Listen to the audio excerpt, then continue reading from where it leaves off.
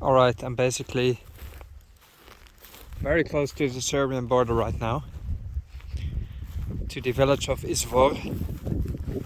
Technically you could walk over the border, it's not here but behind some hills, but you should never do that because it's not Schengen and you cannot just cross borders here.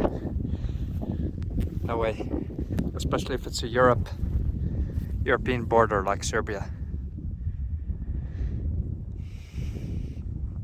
This is in remembrance of the people who passed away in 1913. Border workers remember that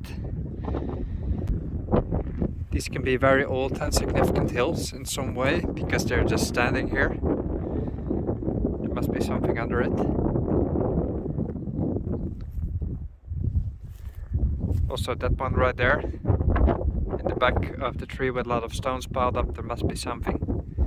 That's the border essentially, and there is Serbia, just right there. And the village of Izvor, and then Bosilegrad very close. I'll tell you one interesting thing. When you want to go on a hike in winter, you see such cars. Just around this period from October to February, March, you see such a car. This is not just a wreck, it can actually very much be in use because I see a vignette and on the back there's a registration plate. If you see that near a forest in this period, it means there are hunters. Signs, pack of cigarettes, new pack of cigarettes, new bottle of beer. Hunters. That means also if you see such booths, let's say, fresh tracks in the mud, hunters.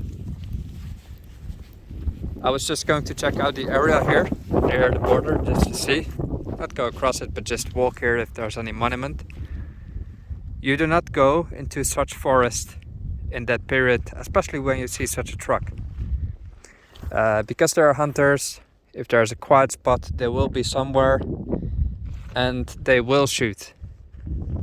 Not on purpose, obviously, but sometimes they drink.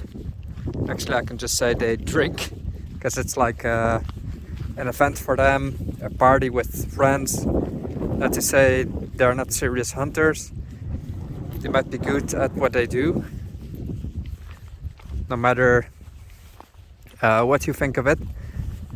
But the risk for a hiker in the forest then, or to go with a dog that's not on a leash, is very significant. Make no mistake. They might shoot at anything unidentified that's making a noise in the forest, so be very wary of that when walking through the forests.